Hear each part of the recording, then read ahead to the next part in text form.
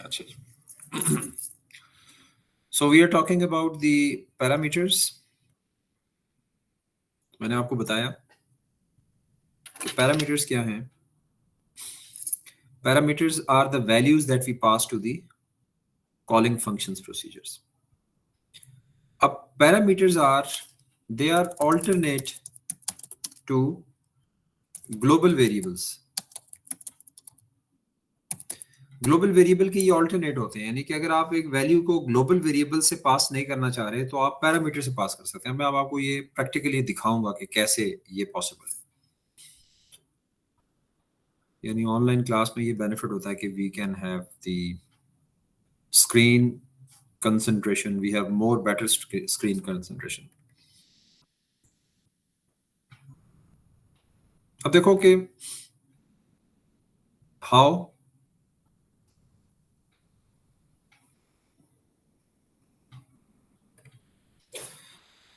जैसे मैंने कल आपको बताया कि ग्लोबल वेरिएबल कैसे है. We declare dim n and m as integer. यहां पे हमने डिक्लेयर किया तो ग्लोबल बन गया. और यहाँ पे हम कर रहे हैं जी सब ए. इसी तरह से मैं अब 3 4 2 मसलन मैं वेरिएबल सब बी, या करें सब, मैंने कल किया था mod B, module B. This is module A. अब आप देखें in the mod A if I use, मसलन मैं कहता हूँ जी कि कंसोल डॉट राइट लाइन और मैं कहता हूँ n प्लस m, तो ये आइडेंटिफाइड है. यहाँ पर it is identified.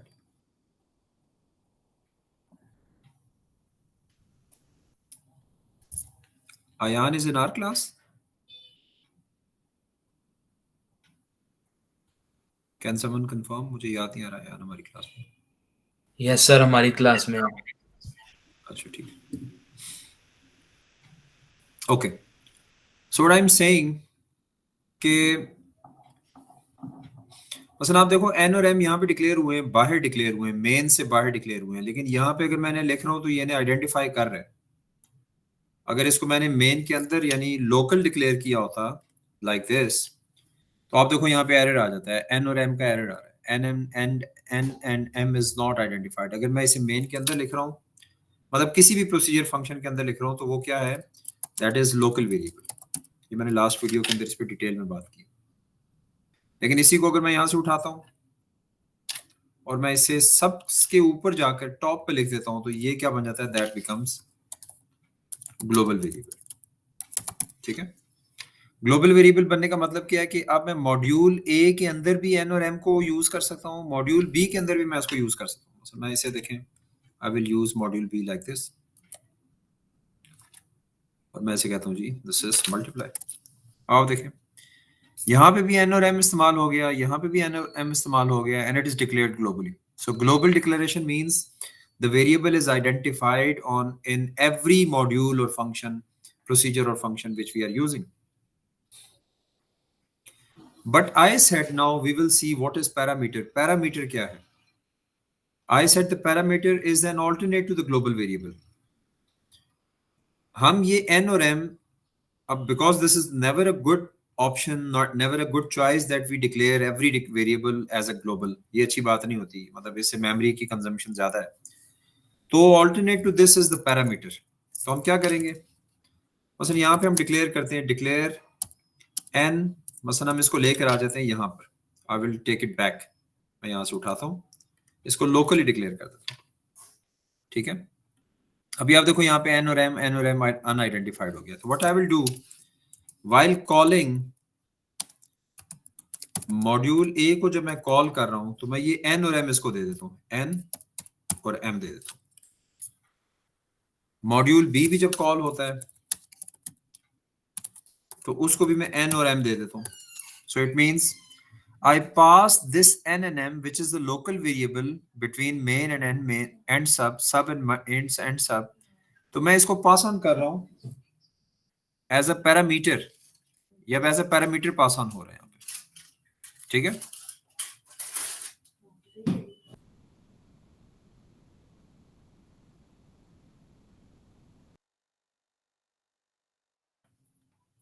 So this is passed on as, अब आप देखें मैंने इन वैल्यूज को लोकल जो है मैं देना चाह रहा हूं मॉड्यूल बी को, और यहां पे मैं मसलन क्या कर रहा हूं, यूजर से इनपुट करा रहा हूं N as console dot read line, M as console dot read line. मैंने दो वैल्यूज यूजर से मांगी और वो एन और एम में आ गई, और एन और एम जो है मैंने किसको दे दिया, कॉलिंग फंक्शन ए को दे दिया, कॉलिंग फंक्शन बी को दे दिया, प्रोसीजर को दे दिया।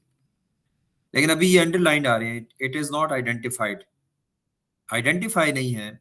अब यहाँ पे जो मैंने वेरिएबल लिखा है ना एन और एम, इसको हम कह रहे हैं this is the sender parameter. Parameter दो तरह के होते हैं, ठीक है। One is sender. अब देखो पैरामीटर्स के क्या हो गए, these are, there are two types of parameters. One is actual, जिसको हम कहते हैं sender, and one is formal, जिसे हम कहते हैं रिसीवर, ठीक है। ये दो हमारे पास पैरामीटर्स हैं।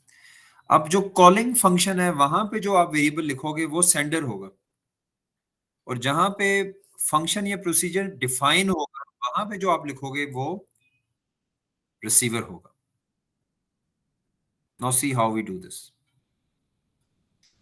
अब ये एन और एम के लिए जो सेंडर है, we need to declare it in the header of the procedure. अब इस प्रोसीजर को मैं हेडर के तौर पे मैं यहाँ पे डिक्लेयर करूंगा। मसलन एन के लिए मैं इस्तेमाल कर रहा हूँ एक्स एज इंटीजर, और एम के लिए इस्तेमाल कर रहा हूँ वाई एज इंटीजर। अब आप देखें, अब ये एन और एम जो है आइडेंटिफाई हो गया, क्योंकि इसके लिए मॉड्यूल ए में एक्स और वाई है। एन के लिए we have X and M के लिए we have Y, so we have N M. इसी तरह अब यहाँ पर, अब यहाँ पे हम क्या लिखेंगे, अब ये जो एन और एम है इसकी लिमिट एंड सब तक है। So n and m is identified within this main. Outside the main, n and m is not identified. So n and m, when we write here, it is sending the value which is received within this main, and it give it to the x in this module, and y. n की value ले लेगा x और m की value ले लेगा पास, क्योंकि मैंने आपको बताया था कि पैरामीटर का पर्पस क्या है, to pass the values to the calling function. So N और एम जो इस मेन के अंदर लोकल वेरिएबल है, इसकी वैल्यू लेकर इस मॉड्यूल ए को ये पास ऑन कर दे वैल्यू। तो एन के लिए हम एक वेरिएबल यूज करेंगे, एम के लिए हम यहाँ पे वेरिएबल इस्तेमाल करें। Now here we write X and here we write Y. अब आप देखें, नाउ इट इज आइडेंटिफाइड। अब ये मॉड्यूल बी में भी एन और एम है, तो हमें यहाँ पे भी कोई वैल्यू बनानी पड़ेगी। हम कहते हैं मसलन इसके लिए हम I will write different, like A as integer, B as integer. तो आप देखो, अब यहाँ पे एन और एम की वैल्यू ए को मिल गई और बी को मिल गई, और अब यहाँ पे ये क्या कर लेगा, इसको A and B. This is how we pass the values. अब आप देखें मेन सब के अंदर जो वेरिएबल है, लोकल वेरिएबल एन और एम, उसकी वैल्यूज मॉड्यूल ए को भी मिल रही है, मॉड्यूल बी को भी मिल रही है, सेम वैल्यूज दोनों को जा रही है। This is called passing values to the calling function और कॉलिंग प्रोसीजर। और इसको हम जब पास करते हैं वैल्यूज, तो फिर क्या होता है,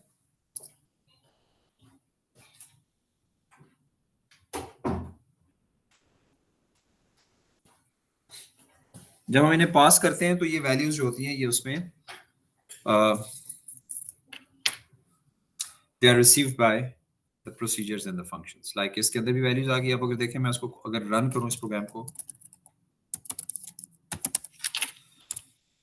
रन इट, तो ये मुझसे दो वैल्यूज मांग रहा है, मसलन 2 एंड एनी 2 वैल्यूज।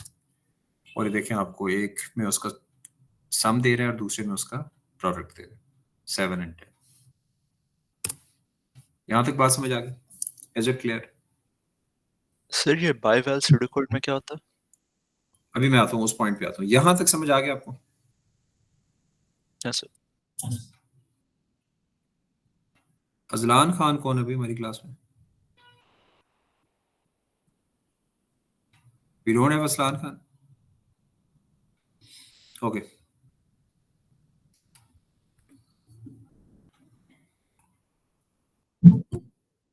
So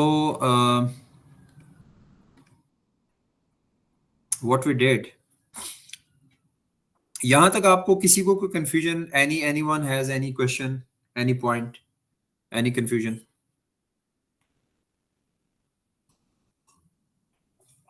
तो यहाँ पे आपने ये पॉइंट देख लिया कि now we don't need to declare the global variable, we can do the same. Global variable का पर्पस क्या था कि भाई एन और एम जो है वो एक्सेसिबल हो जाए सब जगह पर। लेकिन मुझे एक ड्रॉबैक और भी बताओ जो अभी तक, यानी एन और एम को ग्लोबली डिक्लेयर करने में एक प्रॉब्लम और भी है कि वो अगर सबको एक्सेसिबल है, अगर एन और एम की वैल्यू, तो वो सेम सबको जा रही है, एन और एम की एक चेंज सबके अंदर चेंजेस लेकर आ रही है। जबकि यहां पर क्या है कि वैल्यूज आप जब दे रहे हैं, now what we are doing with the values, अब हम आ जाते हैं इस पॉइंट की तरफ कि वैल्यूज पासिंग मेथड्स।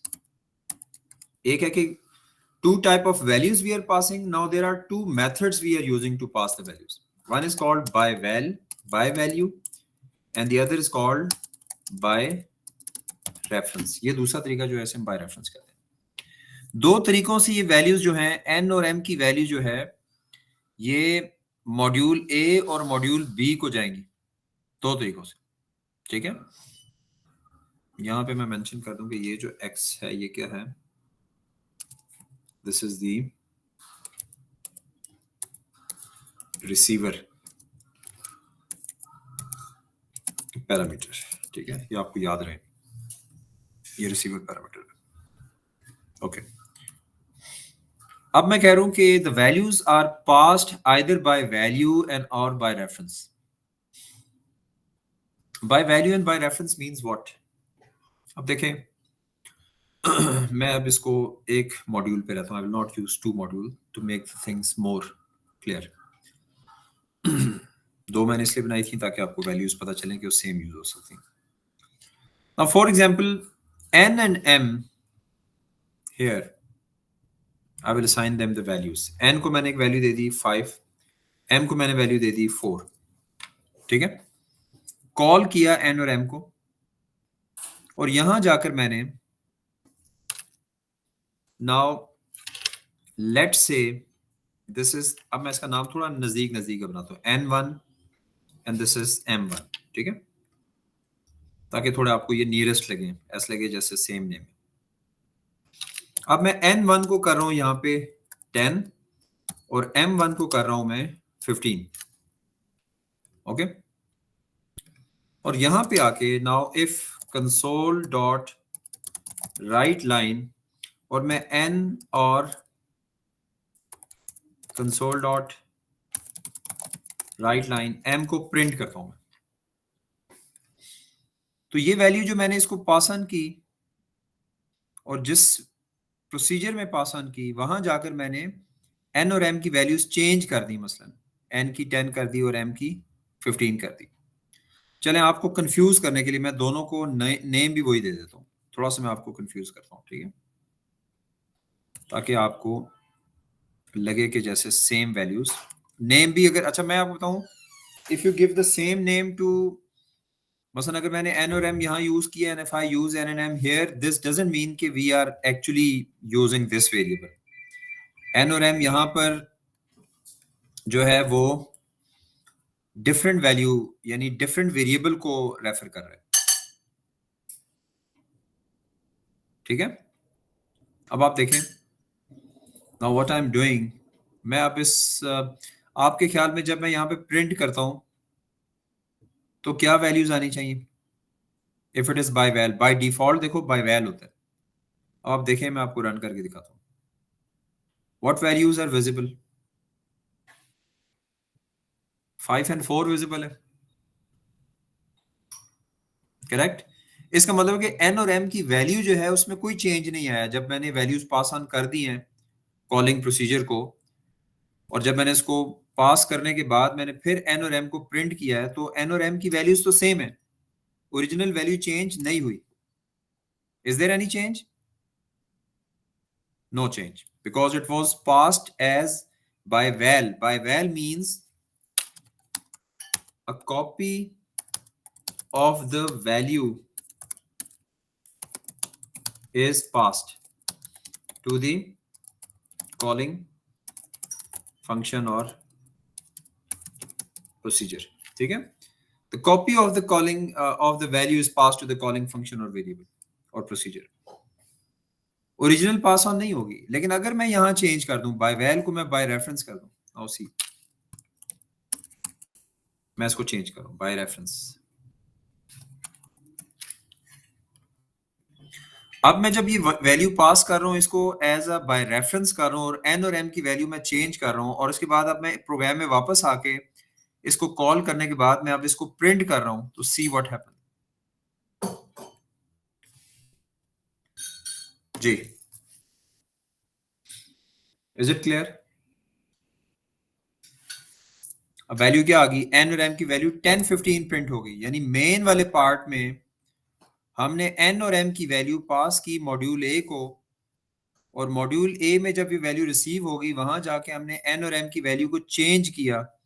अब मैं चाहे यहाँ पे इसका नाम रख दूं, एन की जगह एक्स रख दूं, एम की जगह मैं इसको वाई कह दूं असल पॉइंट समझाने के लिए, और यहाँ पे आके एक्स को मैंने 10 कहा है, यहाँ पे मैंने जाके वाई को 10 किया है।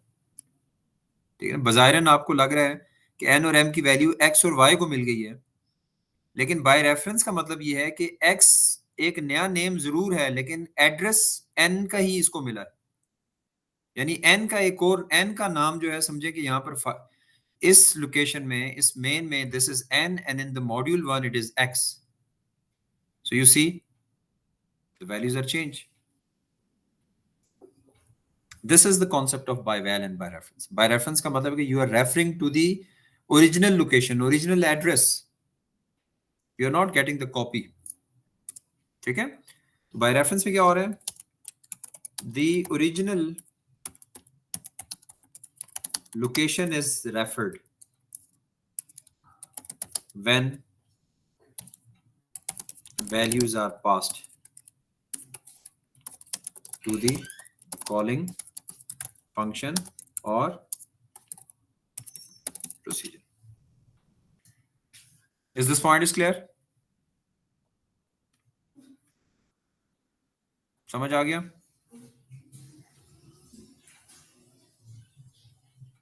Any ambiguity, any confusion? ज़्यादा आपको समझ आया? सर समझ आ गया। ओके ओके जी, अब देखिए मैंने आपको पैरामीटर्स बता दिए कि पैरामीटर्स में parameters they are alternate to the global variable and these are the values that we pass to the calling function. They use less memory space. There are two types of parameters, actual, formal. Actual is the sender, formal is the receiver, and when the values are passed on they are passed using by val and by reference. By val में copy of that value is passed and by reference में the original memory, original value is passed. जैसे आप किसी को original value pass on कर दें, original document दे दें और वो उसके ऊपर कोई कुछ लिख दे तो वो फिर ओरिजिनल पे ही लिखा जाएगा। ठीक है, okay, now coming to the, अब ये हमारा कॉन्सेप्ट यहाँ पे जो है डिफाइन हो गया है कि प्रोसीजर्स एंड फंक्शंस कैसे हैं। मैं आपको अब कुछ क्वेश्चंस की तरफ लाता हूँ, पहले थोड़ा से इजी, चूंकि ये प्रोसीजर एंड फंक्शन का कॉन्सेप्ट थोड़ा सा टेक्निकल है, लेकिन इसको आपने सही तरह से अंडरस्टैंड करके यूज करना है इसको। तो इसके टॉपिकल से मैं कुछ क्वेश्चन दिखाता हूँ आपको।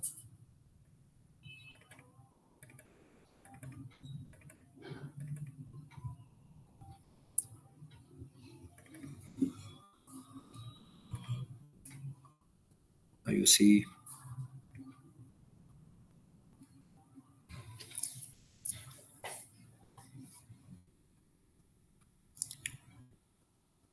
procedures and functions.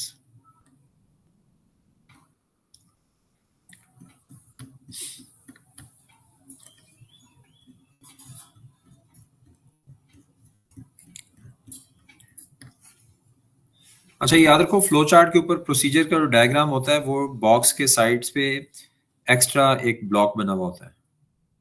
ये मसलन एक क्वेश्चन है इसको हम कन्वर्ट करते हैं एक प्रोसीजर के अंदर। ये सिंपल सा क्वेश्चन है जिससे आप आसानी से समझ सकते हो कि कैसे करना है।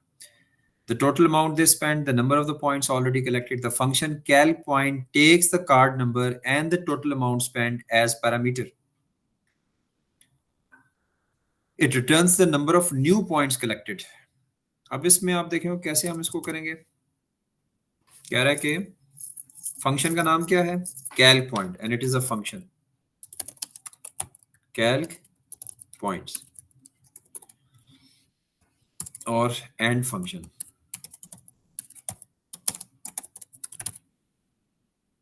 अच्छा जी, कैल पॉइंट के अंदर वेरिएबल जो इस्तेमाल हो रहे हैं वो कह रहा है ये वेरिएबल आपने इस्तेमाल करना है, लेकिन पहले आप इसमें आइडेंटिफाई करो cal point take card number and total amount spent as parameter, यानी इसको जो पैरामीटर मिल रहे हैं वो कार्ड नंबर है और टोटल अमाउंट स्पेंट है, and then it returns the number of new point collected, और जो रिटर्न कर रहा है वो एक न्यू पॉइंट्स हैं जो कलेक्टेड हैं वो रिटर्न कर रहा है।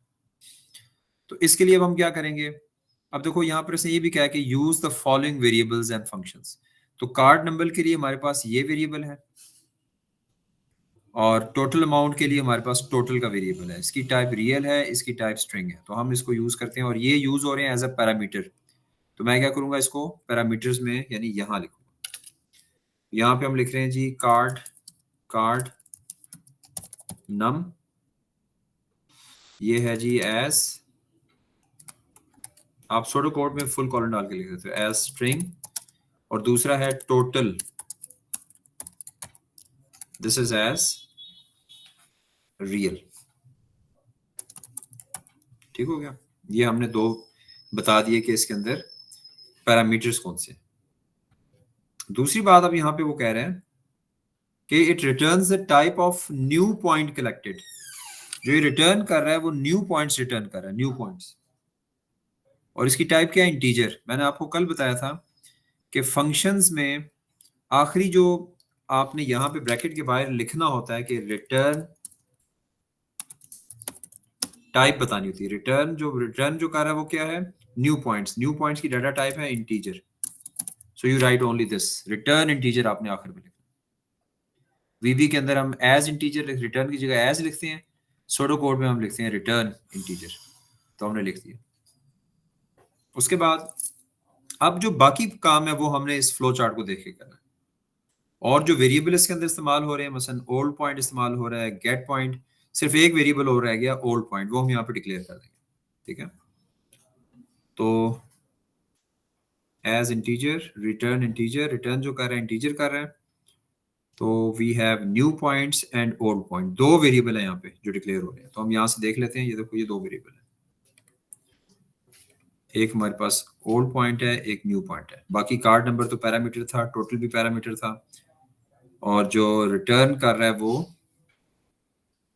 इन्हीं में से है, यानी कि न्यू पॉइंट रिटर्न कर रहा है, दिस न्यू पॉइंट, तो इसका मतलब ये रिटर्न। ठीक है, तो ये हम यहाँ डिक्लेयर कर लेते हैं, डिक्लेयर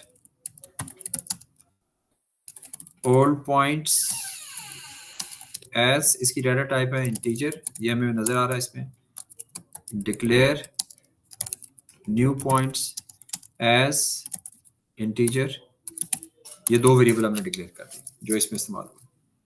बाकी ये जो है गेट पॉइंट, इनिट, ये बिल्ट इन फंक्शन। ठीक है, गेट पॉइंट्स पर हमने इसको बस एज इट इज यूज करना है। अब आ जाए, हमने मेन जो फंक्शन का पार्ट लिखना है वो यहां से लिखना है, इस पार्ट से लिखना है। तो पहला ही काम यहाँ पे क्या है कि जो टोटल इसको रिसीव हुआ है, इस पे if total is greater than 100, then यहां से हमने चेक किया, और यस देन के बाद जो आता है वो यस वाला पार्ट आता है, ये वाला पार्ट आता है, यानी सो देन के बाद हम ये वाला पार्ट लिखेंगे, then old points is equal to get points और कार्ड नम, ये हमने इसको दे दिया। और फिर इसके बाद फिर एक और कंडीशन आ गई, इज, फिर तो हम यहाँ पे फिर इफ करेंगे, इफ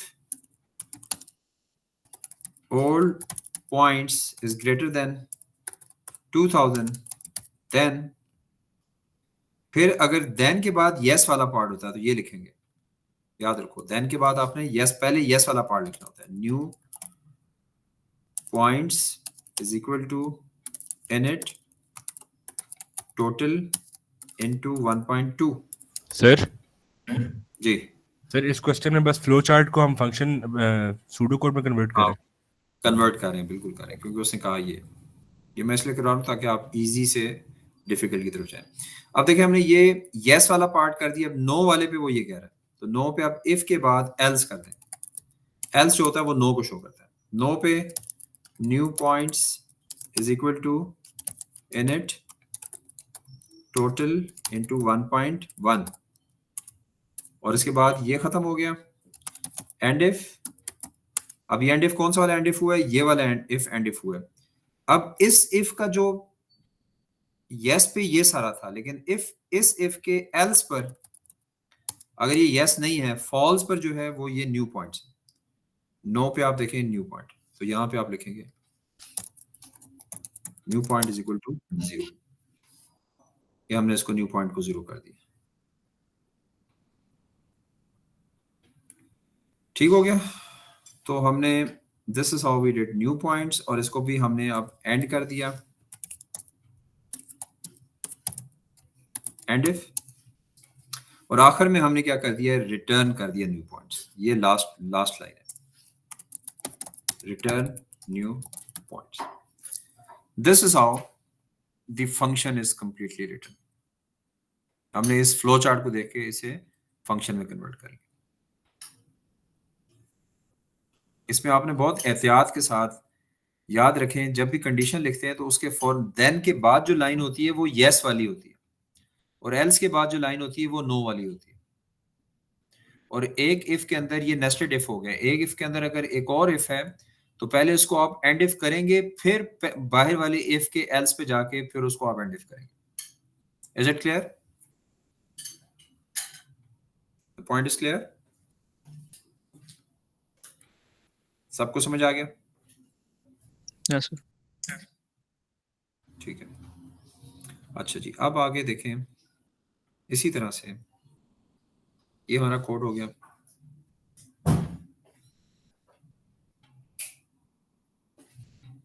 अब ये जैसे क्वेश्चन था गेट टोटल, ये मैंने मेरे ख्याल है उसमें भी दिया हुआ, आपकी जो मैंने क्वेश्चन दिए हुए उसमें भी ये फंक्शन है, फंक्शन टोटल। ये क्या कर रहा है? इसको भी देखें, ये भी इजी, अगर आप गौर से देखोगे ना समझ आ जाएगा आपको कि इसमें कोई मुश्किल काम नहीं है। ये क्या कर रहा है? इसके अंदर वही हो रही है, वैलिडेशन हो रही है, और मैंने आपको एल्गोरिथम बेसिक्स में वैलिडेशन का क्वेश्चन करवाया हुआ है आपको। अब उसको बस अब आपने क्या करना है? फंक्शन में करना। मसलन देखें, मैं करूंगा तो आपको खुद ही समझ आ जाएगा। आपने सबसे पहले पॉइंट मार्क कर लें अपने पास, यानी जब आप ऐसे क्वेश्चंस आए तो उनको हाईलाइट कर लें, अंडरलाइन कर लें, जो आपके क्वेश्चन को के आंसर बनाने में आपको जिनसे रिक्वायरमेंट समझ आएगी। मसलन यहाँ पे देखें, the function name is get total, prompts the user to input the value, यानी इसको कोई भी पैरामीटर पास ऑन नहीं हो रहा, बस ये वैल्यू इसके अंदर ही होगा जो भी काम होगा। हाँ, ये रिटर्न कुछ करेगा। सो वी राइट, यहाँ पे देखें what we are doing, we are writing function get total nothing and function, बस पहला काम हमने किया ये लिखी। अब ज़ाहिर है पेपर पे तो आप ऐसे नहीं करोगे, पेपर पे आप एंड फंक्शंस आपने उस जगह लिखना है जहां सारी कोडिंग खत्म होगी। तो इसलिए मैं जब टेक्स्ट पे लिख रहा होता हूँ फिर तो मैं साथ ही लिख देता हूँ। आप पेपर पे लिखेंगे तो इसको याद रखेंगे कि आपने आखिर में क्लोज करना है। ये ऐसे ही है जैसे ओपन ब्रैकेट है तो क्लोज ब्रैकेट है, तो एंड फंक्शन का एंड फंक्शन जो है वो उसकी क्लोज ब्रैकेट है। तो अगर आपने एक ब्रैकेट ओपन कर दी और उसको क्लोज नहीं किया तो वो फिर मिस्टेक है, ठीक है ना। सो अब इसके अंदर जाके prompts the user to input the value, value input करेगा यूजर से। प्रॉम्प्ट का मतलब है भाई पूछो, आउटपुट करो, और आप हो जी एंटर अ वैल्यू, आपने उसे कहा जी एक वैल्यू एंटर करो, और इनपुट किया क्या? वैल्यू आपने इनपुट कर दी। ये आपने इसकी पहली नीड पूरी कर।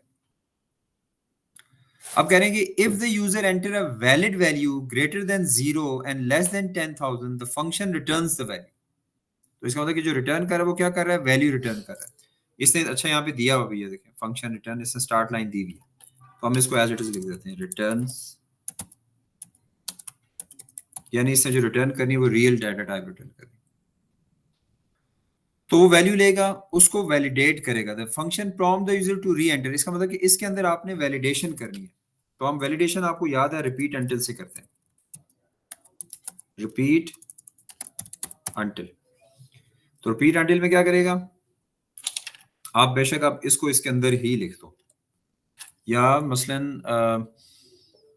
अगर आप ये कहते हो कि वैल्यू एंटर करे, और वो अगर वैल्यू जो है, if enter a value greater than 0 और and less than 10,000, the function return the value. The function prompt the user to re-enter the value each time the user enters। तो हम इसको चलो रिपीट अंटिल नहीं, मिसाल repeat until भी use कर सकते हैं। उसके अंदर हम क्या करेंगे, we will ask enter a value, और ये उसे बार बार लेता रहेगा अनलेस कि वैल्यू करेक्ट ना हो। So we can use while as well, लेकिन मसलन मैं यहाँ पे इससे पहले आपको बता दूं, इजी करके बता दूं कि आपने वैल्यू ली, input value, until value is greater than 0 and value is less than 10,000, ये उस वक्त तक आपसे रिपीट करता रहेगा, वैल्यू आपसे मांगता रहेगा, ठीक है। तो फंक्शन रिटर्न्स द वैल्यू, यानी आपने वैलिडेशन का काम फंक्शन के अंदर किया। तो फंक्शन अब अगर जैसे ही वो वैल्यू मसलन डालेगा, लेस देन 0 डालेगा फॉर एग्जांपल, ये फॉल्स हो जाएगा, तो ये फिर वापस जाएगा और फिर कहेगा जी enter the value, enter the function prompts the user to re-enter the value, please enter the correct value, ठीक है। enter a value या enter the correct value, ठीक है। अंदर जाएगा, फिर उससे चेक करेगा। अब जब जब ये रिटर्न करेगा लेस देन, अच्छा ग्रेटर देन, और देखें if the value is not greater than 0, अगर 0 से ग्रेटर हुई या 10,000 से लेस हुई, तो फिर ये रिपीट नहीं होगा, इट विल स्टॉप।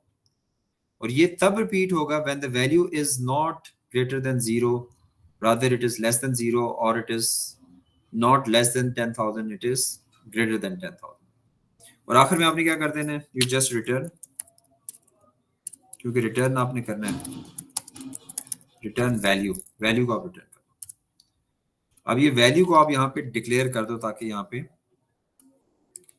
ये यूज हो रहा है, लोकल वेरिएबल है, डिक्लेयर वैल्यू एज रियल, ये डिक्लेयर आप कर दो, क्योंकि ये आपका हमेशा याद रखो, फंक्शन जब भी लिखोगे तो जो डाटा टाइप आप मेंशन करोगे, उसके लिए एक वेरिएबल भी आपने जरूर डिक्लेयर करना है अपने प्रोग्राम के अंदर, you must declare a variable.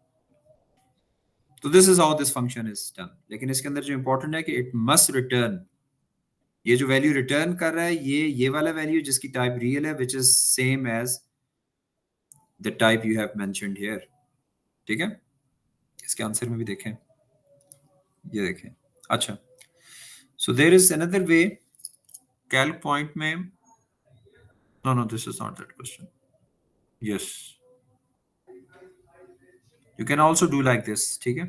ये भी एक मेथड है कि उसने रिपीट अंटिल किया है, लेकिन उसने क्या किया है कि एंटर द अमाउंट, और if the amount is above, देखिए हम इस तरीके से भी कर सकते हैं, we can do like this, we can also write this, ये भी एक मेथड है कि आप फ्लैग वेरिएबल के जरिए से भी काम कर सकते हो, कि अगर अमाउंट जो है वो 0 and 10,000 के विद इन है, तो वो क्या कर रहे हैं, देखिए मसलन मैं यहाँ पे आपको करके भी दिखा दूंगा, इसको हम थोड़ा सा मजीद क्लैरिफाई करने के लिए। I will just use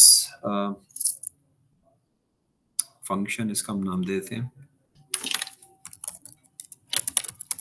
function get total as, अच्छा यहाँ पे हम सिंगल कहते हैं इसको, ठीक है ना।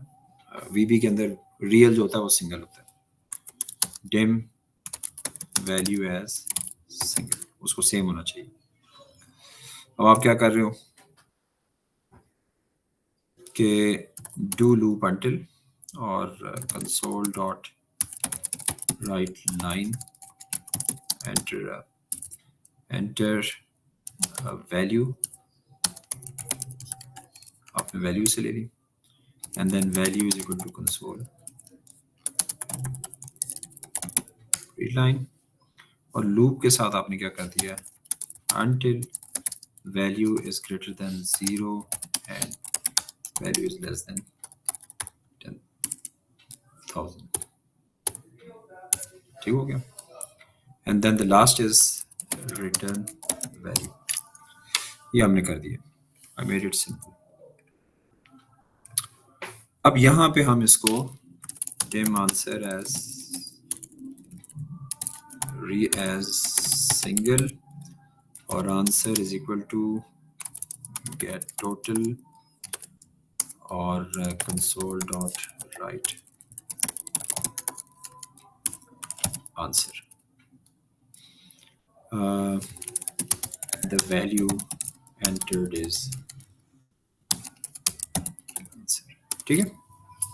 Now see get total को हमने कॉल किया, enter the value.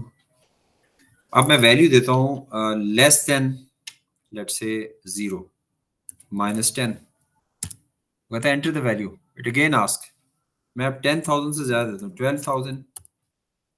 It again ask, यानी ये एंटर यानी आपको वैल्यू को परमिट नहीं कर रहा, अलाउ नहीं कर रहा. अब अगर मैं इसे करेक्ट वैल्यू देता हूं let's say 10, the value entered is 10. That's it. तो देखिए मैंने इसको और भी सिंपलेस्ट करके ये लिख दिया. ठीक है, I have written like this. Is it correct? समझ आ गया? Clear? Yes. You all are clear? ठीक है. तो ये आज हमारा जी मैंने आपको पैरामीटर्स बता दिए, आपको पासिंग वैल्यूज बता दी, मेथड्स बता दिए, फिर इसका मैंने कर दिया. तो आप टॉपिकल में से मैं कुछ पेजेस मेंशन कर दूंगा, आप उन्हें परफॉर्म करें. ठीक है, आज के लिए इतना ही है. ठीक है, that's all for today. Any question you want to ask, any confusion, anything which is not clear? Okay जी, दैट्स ऑल फॉर टुडे. ख्याल रखें. अल्लाह हाफिज.